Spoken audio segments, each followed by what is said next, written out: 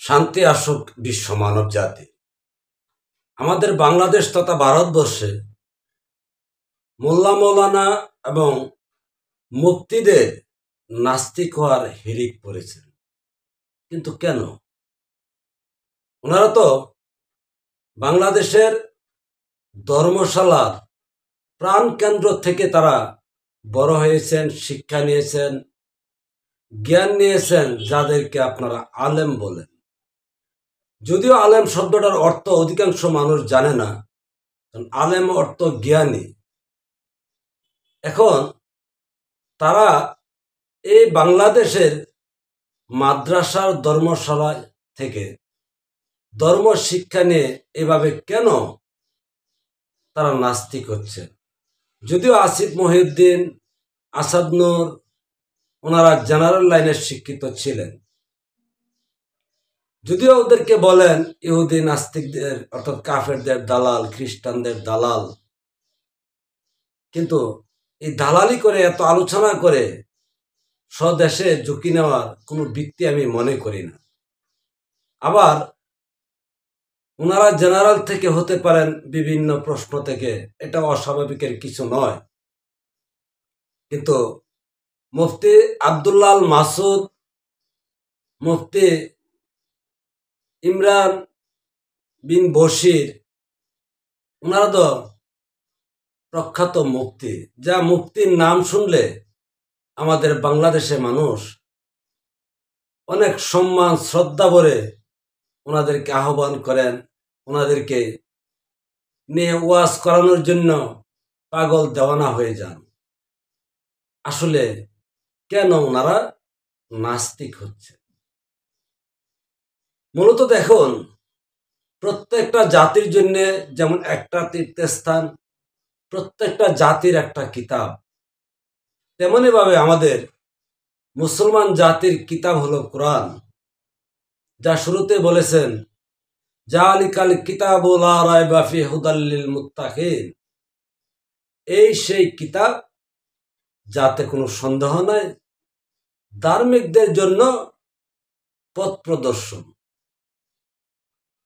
তো যেখানে কোরআনের শুরু থেকে কোরআন বলতেছে এই কিতাবের মধ্যে, অর্থাৎ এই কোরআনের মধ্যে কোনো সন্দেহ নাই, আর ধার্মিকদের জন্য এটাই পথ দেখানোর জন্য পরিপূর্ণ। এখন দেখুন, আমাদের দেশে যে ধর্মের যে আতরগড় তৈরি করেছেন, মাদ্রাসা, খানকা, দরবার, আস্তানা, সব জায়গায় যদি যান, এই সেই কিতাব যাতে কোনো সন্দেহ নাই, এই কিতাবের বহির্ভূত। বিশেষ করে আজকে যাদেরকে মুফতি বলতেছেন, ওনারাও কিন্তু কোরআন পড়ে নাই। কোরআন ততটুকুই পড়েছেন, আপাতত রিডিং পড়ে কয়েকটা সূরা দিয়ে নামাজ যাতে আদায় করতে পারেন, ততটুকু লেখাপড়া ওনারা কোরআনে করেছেন। কিন্তু আসলে এই কোরআনে কি লিখেছেন সেটা কিন্তু জানেন না মুফতিরাই। যার দরুন এই কোরআন ব্যতীত এই মুসলিম জাতিকে ঐক্য নষ্ট করার জন্য, বহু দলে ভাগ করার জন্য, দল উপদলে বিভক্তি করে মুসলিমদের মধ্যে ঐক্য নষ্ট করার জন্য ইহুদি এবং খ্রিস্টানদের প্ররোচনায় বিভিন্ন পুস্তকাদি আবিষ্কার করেছেন তারা, যাতে করে এই মুসলিম জাতির এই কোরআনের ঐক্য নষ্ট করা যায়। আর সেটা তারা সফল হয়েছেন। যা ইহুদি খ্রিস্টানদের প্রতিষ্ঠিত যে হাদিস, যাকে সিয়াসিত্তার হাদিস বলা হচ্ছে, তা আদৌ কোনো সৌদি আরবের ব্যক্তিরা যেমন লিখেন নাই হুজুর পাক সাল্লাল্লাহু আলাইহি ইসলামের কোনো সাহাবার দ্বারা, না কোনো তাবি তাবিন দ্বারা, বা তাবি তাবিনের পরবর্তী প্রজন্মের কোনো লোকদের দ্বারা এই হাদিসের বইগুলি লিখেন নাই। লিখছেন কারা? Uzbekistan, Tajikistan, Afghanistan, Iran, Iraq, ওই দেশের লোকগুলি হুজুর পাক সাল্লাল্লাহু আলাইহি ইসলাম ওফাতের প্রায় 200 থেকে 300, 450 বছর পরে তাদের মতো বইগুলি লেখে নবীজির নাম ভাঙ্গিয়ে মোটামুটি একজন নবী রাসূলের যে প্রজ্ঞা, যে নীতি, যে আদর্শ, যে ধার্মিকতা, যে আল্লাহ প্রদত্ত গুণ কেরামত, সেগুলির বিপক্ষে প্রতিষ্ঠা করেছেন। আর সেই বইগুলি পড়ে আমাদের দেশের মাদ্রাসাগুলি চলতেছেন, মাদ্রাসার মৌলবীরা চলতেছেন। যার দরুন কেউ যদি এই ধরনের বুখারী শরীফ পড়েন, ইনি মুসলিম শরীফ যিনি পড়ছেন ওনার সাথে কুন্দল সৃষ্টি হয়। যিনি মুসলিম পড়েছেন তিনি আবু দাউদের বিপক্ষে কুন্দল সৃষ্টি হয়, একটা আরেকটার সাথে মিলনই। তাই আজকে যে কিতাব বলতেছেন যে কিতাবের মধ্যে কোনো সন্দেহ নাই এবং এই কিতাব স্বয়ং সম্পূর্ণ, এবং এই কোরআনে তাও বলেছেন ইসলামকে পরিপূর্ণ করা হয়েছে এবং যুগে যুগে রাসূলদের মাধ্যমে, ওলিয়া উলিয়ার মাধ্যমে এই কিতাবের দাওয়াত বা কিতাবের দেওয়া ইসলামে বা আল্লাহর রাজ্যের যে শান্তির মত পথ বা অবস্থান সেটা প্রচার প্রকাশ হবে। অথচ আজকে দেখেন প্রায় 1450 বছর পরে এসে এই কিতাবকে না বুঝে, অর্থাৎ কোরআনকে না বুঝে কোরআনকে বানিয়েছেন দোয়ার বই। অথচ এই কোরআন মানুষের জীবন বিধান। সেই জীবন বিধান বাদ দিয়ে যেমন এই কোরআনের কতগুলি আয়াত দিয়ে, বাক্য দিয়ে যেমন দোয়া পড়েন, পানি পড়া দেন, তেমনই ভাবে এই কোরআন বোঝা যাবে না। এই কোরআনের জ্ঞান একমাত্র আল্লাহর এছাড়া মানুষ বুঝতে পারবে না।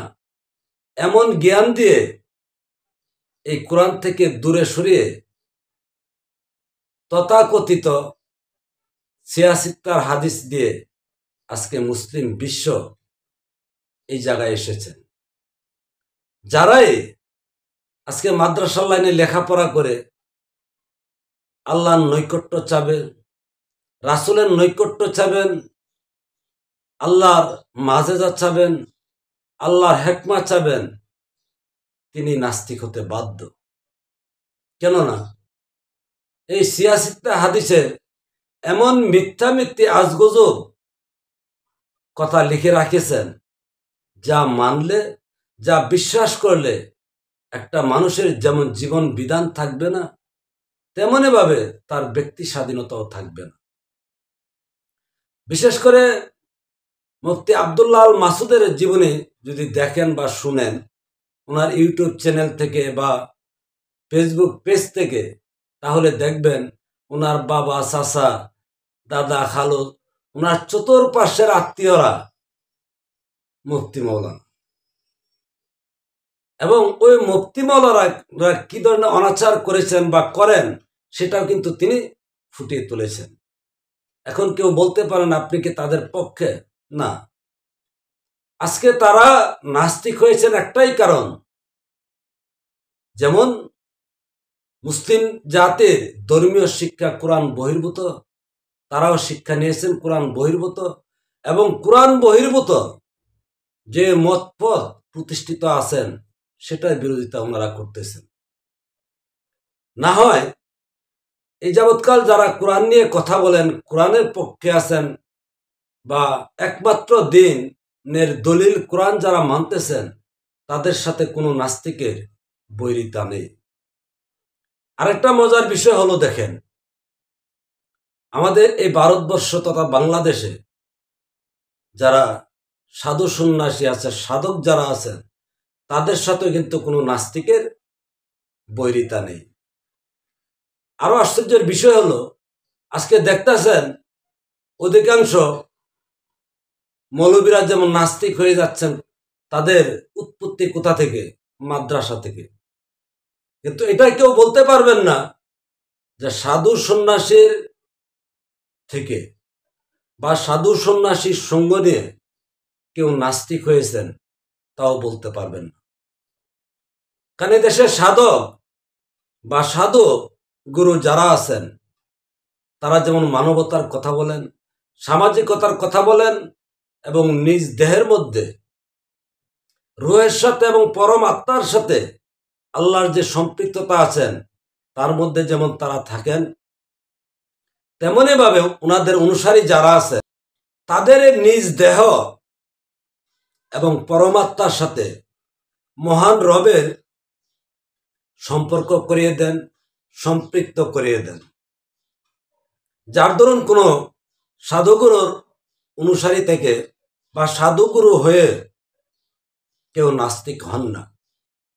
এখন আমাদের দেশের সুশীল সমাজ তথা সাধারণ মানুষ চিন্তার বিষয়, মুফতি মাওলানারা যদি এভাবে নাস্তিক হয়ে যায় সাধারণ মানুষ কোথায় যাবে? শুধু তাই নয়, বাংলাদেশের 40% শিক্ষিত ছেলে মেয়েরা এখন নাস্তিক। আর একমাত্র কারণ হলো এই মিথ্যা আজগুজব শরীফ হাদিসের কারণে এবং হাদিসের বিধিবিধান মেনে সমাজে যে ধর্মীয় কালচার, যে ইবাদত বন্দিগির সিস্টেম প্রতিষ্ঠা করা হয়েছে, সেটা থেকে যেমন মানুষ না আত্মার শান্তি পাচ্ছেন, না আত্মার মুক্তি পাচ্ছেন, না আত্ম উপলব্ধি পাচ্ছেন, আর না বাস্তব জীবনে উন্নতি সাধন করা হচ্ছে। বরং দিনকে দিন এই মসজিদ মাদ্রাসার শিক্ষা ব্যবস্থা দিয়ে এই ভিক্ষা করা ছাড়া, হাত পাতা ছাড়া আর কোনো ভালো উন্নয়ন এই জাতির জন্যে, তাদের নিজস্বতার জন্যে করেছেন কেউ দেখাতে পারবেন? দেখাতে পারবেন না। অন্তত সাধু সন্ন্যাসী যারা আছেন তারা একাকিত্ব নির্জনে বসে ধ্যান সাধনা যে করেন তার থেকে অনেক কিছু শিক্ষা যায়। আপনি একা একা বসেও যদি রাত্রের কিছু সময় ধ্যান করেন তাহলে জগৎ সম্বন্ধে, আপনার ব্যক্তি সম্বন্ধে, আপনার পরিবার সম্বন্ধে, আপনার সমাজ সম্বন্ধে মোটামুটি একটা ধারণা আপনার এখানে আসবেন। আজকে দেখেন কোরআনের 3টা সূরা আলাদা আলাদা করেছেন, সূরা মুমিন, সূরা কাফিরুন, সূরা মুনাফিকুন। তো মুমিন ব্যক্তি তো তারাই, মুমিন ব্যক্তিদের জন্য আল্লাহ একটা সূরা নাজিল করেছেন যারা পূর্ণ বিশ্বাসী। কোথায়? এই কিতাব। আর এই কিতাব যদি আপনি বুঝেন তখন দেখবেন যে কিতাবের বাস্তবতা যুগে যুগে রসুলগণ। তেমনি ভাবে এই কিতাব যদি আপনি বুঝেন, চিনেন, তখন দেখবেন বাস্তবতার কিতাব হলো নবী রাসূলগণ। কারণ নবী রাসূলগণের মুখ দিয়ে এই কিতাব বেরিয়ে এসেছেন যুগে যুগে। এই কোরআন যে শুধু একজন রসুলের উপরে প্রতিষ্ঠিত তা নয়, কোরআনে যে 25 জন নবী রাসূলের কথা বলা হয়েছে সকলের সমন্বয় এই কোরআন। আবার এই কোরআন যে পাঠের বিষয়, মানে কোরআন শব্দটার অর্থই পাঠেয়, এই পাঠটাও কিন্তু একজন রসুলকে পাঠ করা, একজন রসুলকে অনুসরণ করা। তো সুতরাং এখনো তো রসুল আছেন। এই কোরআন স্পষ্ট সাক্ষ্য দিচ্ছেন, আমি প্রত্যেকটা ভাষাভাষীর জন্য তার স্ব ভাষায় রসুল প্রেরণ করি। এখন আমরা বাঙালি সম্প্রদায়, বাঙালি জাতি, কোরআন তো স্পষ্ট বলছেন এই জাতির জন্য রসুল আছেন, যে এই রসুল এই কোরআনকে মাতৃভাষায় শিক্ষা দিবেন যাতে প্রত্যেকে বুঝে মানতে পারেন। আর অথচ দেখেন আমাদের দেশের ধর্মশালাগুলি আজও সেই 1400 বছর আগে সৌদি আরবের আরবি ভাষা দিয়েই সকল কিছু। কিন্তু কেউ বলতে পারবেন এই আরবি ভাষা দিয়ে কি পড়তেছেন? যদি বুঝতেন তাহলে এই তথাকথিত ইবাদত বন্দিগি একটাও আপনারা করতেন না। যারা অন্তত 5 ওয়াক্ত নামাজ পড়েন, প্রত্যেকে একটা সূরা পড়েন, ইন্না তয়না কাল কাউসার ফাসাল্লি লিরাব্বিকাল আনহার। এই ছোট্ট একটা সূরা, 3টা বাক্যের বা 3টা আয়াতের এই সূরাটা, এমন কোন মুসলমান নেই যারা নামাজ পড়েন তারা এই সূরাটা মুখস্থ করেন নাই। কিন্তু এই সূরাটা দিয়ে নামাজে গিয়ে কি বলছেন তা যদি জানতেন আপনি, ওই দিন থেকে আপনি আর নামাজ পড়া যেতেন না। ইন্না তয়না কাল কাউসার কি? অর্থাৎ আমি আপনাকে কাউসার দান করেছি। এরপরের বাক্য আয়াত, আপনি আপনার রবের উদ্দেশ্যে সালাত আদায় করুন। আর 3 নম্বর আয়াত হলো, যারা আপনার শত্রু তারা নিজ বংশ এবং লেজ কাটা নিজ বংশ। এখন চিন্তা করুন, আপনি নামাজে আল্লাহর কাছে গিয়ে আপনি বলতেছেন আপনি অর্থাৎ আমি আপনাকে কাউসার দান করেছি। আপনার সামনে কে? আপনি তো মনে মনে ধরে নিচ্ছেন আপনার সামনে আল্লাহ। আল্লাহর সামনে গিয়ে বলতেছেন আমি আপনাকে কাউসার দান করেছি। আবার আল্লাহর সামনে গিয়ে আল্লাহকে বলতেছেন আপনি আপনার পালনকর্তার উদ্দেশ্যে সালাত আদায় করুন। কি? আবার আপনার শত্রু যারা তারা লেজ কাটা নির্বংশ। আজকে যদি আমাদের দেশের ধর্মযাজকগণ এই ধর্মশালা থেকে এই কোরআনের সত্যতা প্রকাশ দিতেন, কোরআনের অর্থ বুঝাতেন, তাহলে অন্তত কোনো মানুষ, কোনো মুসলিম নাস্তিক হওয়ার কথা নয়। বিশ্বাস না হয় আপনি এই নাস্তিকদের ইউটিউবে, ব্লগে বা চ্যানেলে গিয়ে দেখুন, হাজার হাজার লক্ষ লক্ষ লোক তাদের পক্ষে, এবং তারা যে নাস্তিক হয়েছেন, কেন হয়েছেন, সেগুলিও কমেন্টস করে জানাচ্ছেন। আর তার একমাত্র এটাই কারণ যে আমাদের দেশের এই তথাকথিত মোল্লা মৌলবী যাদেরকে বলতেছেন, ওনারা যেমন না সরাসরি আল্লাহর সাথে সম্পৃক্ততা আছেন, আল্লাহর আনুগত্য আছেন, আল্লাহর নৈকট্য লাভ করতেছেন, না আল্লাহর নৈকট্য লাভ অন্যদেরকে করাতে পেরেছেন। যেমন সূরা বাকারা 186 নম্বর আয়াতে যদি দেখেন, স্পষ্ট বলা আছেন, আল্লাহ বলতেছেন আমি তোমাদেরকে ডাকি, তোমরা সাড়া দাও, এবং তোমাদের ডাকেও আমি সাড়া দেব। তাহলে আপনি যদি ডাক দেন উত্তর পান, এবং আপনাকে যে ডাকছেন সেটাও যদি আপনি জানেন, তাহলে আপনার কি সম্পর্ক হয়ে যায় না? আল্লাহর সাথে কেন সম্পর্ক নেই আমাদের দেশের ধর্মযাজকগণের বা মুসলিম যারা আছেন, কেন আল্লাহর সাথে সম্পর্ক নেই? তাহলে কি বলবেন যে কোরআন মিথ্যা বলছে? আর কোরআনে যদি মিথ্যা বলেন তাহলে আর দলিল কিসের? আর যদি কোরআন ছাড়া বেশি কোনো বইয়ের প্রয়োজন মনে করেন, তাহলে এই যে বলল আলিফ লাম মিম যালিকাল কিতাবু লা রাইবা ফিহি হুদাল লিল মুত্তাকিন আল্লাযিনা ইউমিনুনা বিল গায়ব, কি এই সেই কিতাব যাতে কোনো সন্দেহ নাই, ধার্মিকদের জন্য পথ প্রদর্শনকারী। তাহলে আয়াত কি মিথ্যা বলেছেন? যদি সত্য বলে থাকেন তাহলে কোরআনকে কোনো সন্দেহ করা যাবে না, কোরআনকে মানতে হবে। কোরআন স্বয়ং সম্পূর্ণ কমপ্লিটলি জীবন বিধানের একটা কিতাব, অথচ এই কোরআন বাদ দিয়ে হাদিসের নাম করে আজগুজবি মিথ্যা গল্প কাহিনী বলে মানুষদেরকে আজকে পথভ্রষ্ট জাতি বানানো হয়েছেন, পথভ্রষ্ট একটা মানব গোষ্ঠী হয়েছেন, এবং একটা ভিক্ষুক গোষ্ঠী হয়েছেন, কর্মহীন হয়েছেন, সাধনাবিহীন হয়েছেন, আল্লাহর সাথে সম্পর্ক ছিন্ন করেছেন, এবং কর্ম, আদর্শ, নৈতিকতা, গবেষণা, এই সকল কিছু থেকে বেরিয়ে আসার একমাত্র কারণ কোরআন না বোঝা, কোরআন না মানা, এবং কোরআনের অনুসরণ না করা। ভালো থাকবেন। আল্লাহ হাফেজ।